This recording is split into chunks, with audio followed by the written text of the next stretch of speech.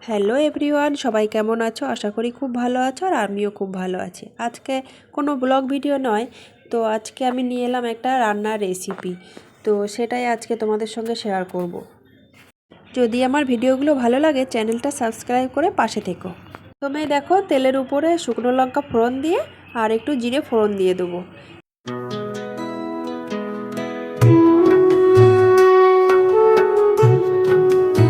এরপরে তেলের মধ্যে একটু পেঁয়াজ কুচি দিয়ে দেবো। এবার পেঁয়াজগুলো হালকা করে ভেজে নেব। ভেজে নেওয়ার পরে তারপরে আমি এর মধ্যে একটু টমেটো কুচি দিয়ে দেবো। তো টমেটো আর পেঁয়াজটা ভালো করে হোক এবার ভাজাটা।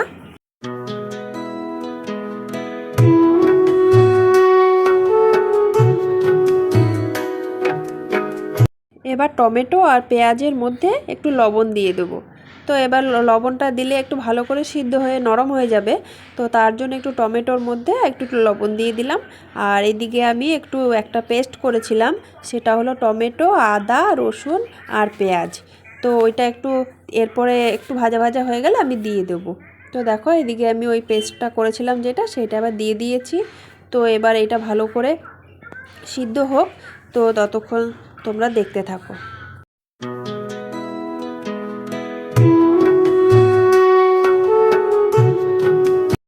আর এর মধ্যে দেখো মশলাটার মধ্যে আমি একটু হলুদ আর একটু লঙ্কার গুঁড়ো দিয়ে দিয়েছি, যাতে একটু ভালো কালারটা আসে তার জন্যে।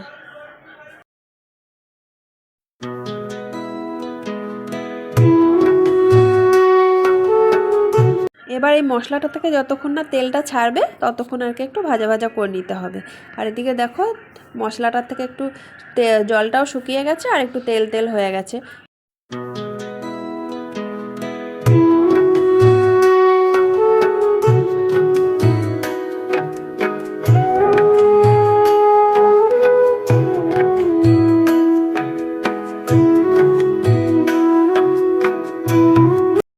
তো এবার দেখো মশলাটা ভালো করে কষানো হয়ে গেছে, মশলার থেকে তেলও ছেড়ে গেছে। তো এবার আমি মাছগুলো দিয়ে দেবো। মাছগুলো যেহেতু লোটে মাছের এবার ঝুড়ো করব, তার জন্য লোটে মাছটা আমি গোটা রাখবো না, মাছটা একটু ভেঙে ভেঙেই দেবো। লোটে মাছে যেহেতু জল থাকে তার জন্য আর কোনো জল দেবো না এক্সট্রা করে। তো এমনি একটু ভাজা ভাজা করে মানে একটু কষিয়ে নিয়ে এবার মাছগুলোকে ঢেকে দেবো সুন্দর করে।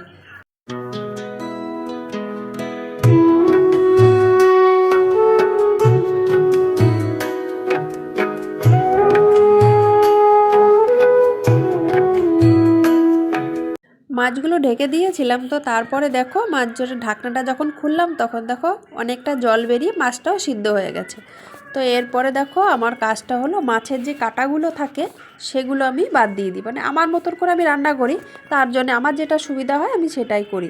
তো কাঁটাগুলো এবার আমি আস্তে আস্তে করে খুন্তি দিয়ে একটু লাড়া দিলে না কাঁটাগুলো আলগা হয়ে ছেড়ে চলে আসে। তো দেখো এবার আমি কাঁটাগুলোকে ভালো করে বেছে নেব।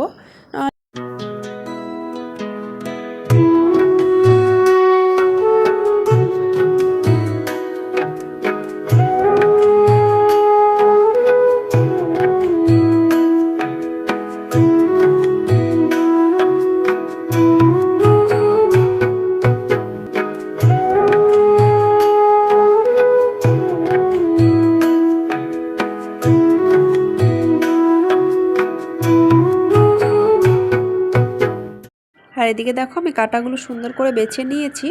তো এরপরে দেখো মাছের যে জলটা ছিল সেটাও হালকা টেনে গেছে। তো আর একটু সামান্য গরম মশলা দিলেই আমার রান্নাটা হয়ে যাবে। যদি আমার এই রেসিপিটা ভালো লেগে থাকে চ্যানেলটা সাবস্ক্রাইব করে দিয়ে পাশে থেকো। এবার দেখো একটু গরম মশলা দিয়ে আমি ভালো করে নেড়ে চেড়ে এবার নামিয়ে দেবো।